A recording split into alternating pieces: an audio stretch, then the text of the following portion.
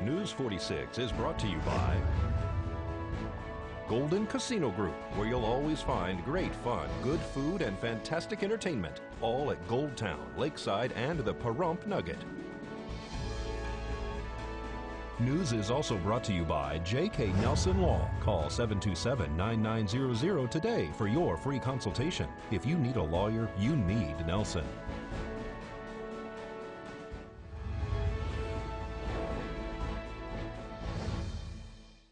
An anonymous tip leads to the arrest of a hit-and-run driver, and more details are revealed about Wednesday's huge fire. News 46 starts now. You're watching KPVM News 46 with Deanna O'Donnell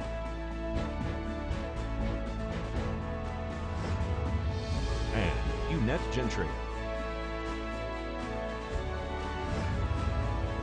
News 46, local coverage you can count on. A local woman is arrested for hitting a bicyclist and leaving the scene of that crash. It's Thursday, October 4th. I'm Eunette Gentry. A Good Samaritan called police with an anonymous tip as to who left a young man on the side of the road off of Game Bird after striking him with her vehicle. Tony DeAngelis has been arrested for hit and run with substantial bodily harm, failure to report an accident, and tampering with evidence at the location of Game Bird and Unicorn Streets. According to the declaration of arrest, Nye County Sheriff's Office Deputy Eric Anderson was traveling on Game Bird on September 16th just after 4 a.m. He observed a male laying on the north side of the roadway. He says the male was on the ground flailing his left arm in an attempt to flag down the deputy. After exiting his patrol vehicle, he observed the male to have numerous injuries, and the front wheel of his bicycle was laying next to him. The male, who was later identified as Matthew Thurmond, had blunt force trauma to his face, right arm, and right leg. Medics were called to the scene, as well as Mercy Air, who transported the male by helicopter to UMC Trauma Center in Las Vegas. Later, police learned that Matthew actually had numerous broken facial bones, bruised lungs, broken ribs, a lacerated liver, a deep cut on his right knee, a broken pelvis, and road rash all over his body. On September 27th, deputies received an anonymous tip that an individual by the name of Tony DeAngelis was involved in the accident and worked at the Hub bar. Police made contact with Tony at the Hub on Bella Vista and observed that her vehicle, a 2003 Hyundai, had a new headlight, a different color hood, and damage to the right passenger side of the vehicle. During the conversation, police say that Tony admitted to striking the victim and then driving away. She said that she went back but did not see anybody.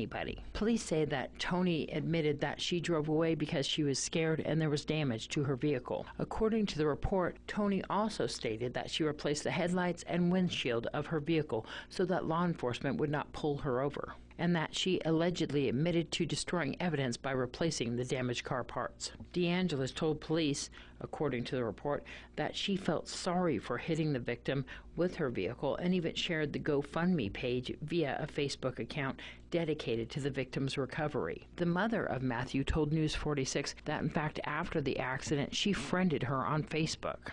According to police, DeAngelis also said that she typed in her journal in her cell phone an apology letter to the victim. In the apology, police say that it says that she did not see the victim and she felt like she was going to pass out, so she went home. She also added, according to police, that it was truly an accident and she felt ashamed and may come forward one day but couldn't right then. Tony DeAngelis was arrested and transported to the Nye County Sheriff's Office Detention Center. A recycling plant on Mesquite Avenue burst into flames Wednesday afternoon. Pahrump Valley Fire and Rescue Chief Scott Lewis says the fire started with an explosion. Yesterday we were dispatched just before 3 o'clock for a report of a large structure fire in a commercial area. As we were responding, we observed a large developing black smoke column, so we knew we were going to work. As we arrived on location, we didn't have an actual structure fire. We had a large rubbish fire in a recycling facility. There were several storage containers that were also involved, but it was a relatively large pile of mixed fuels, including some tires. So our crews went into a defensive exterior attack. We had to provide protection and exposure support for these structures that were for normal operation, as well as large heavy equipment, some materials that were additional piles that were in a close area, and also the highway going next to the road, or in the roadway next to the facility. It's our understanding there were many witnesses that say it started with a large explosion followed by an immediate heavy fire condition, and that is supported by the personnel that were working on site, as well as several law enforcement agencies and officials who are doing some training in the area.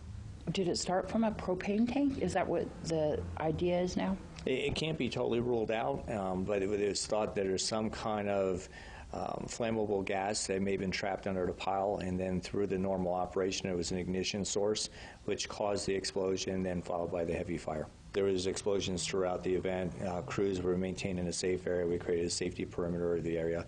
Law enforcement did just an excellent job keeping people away and keeping both the pedestrian and vehicle traffic at bay.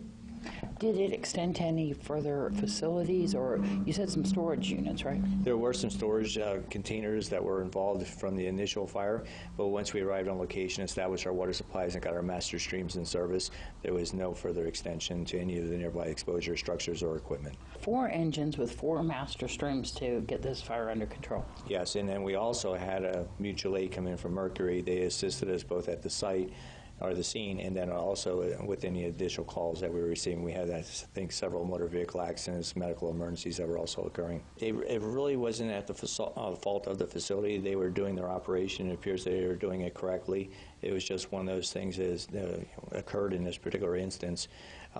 They were very helpful throughout the event. At one point, when the fire was placed under control, we brought in a piece of heavy equipment to make the piles a little bit smaller, more manageable, making sure there was no further hidden fire. And it worked very well, and they were very cooperative. Are they open for business? Yes, I checked on them this morning, went up, and I spoke with the owner, and they are back operating. They are still clearing some of that debris pile out, but they are back open for service.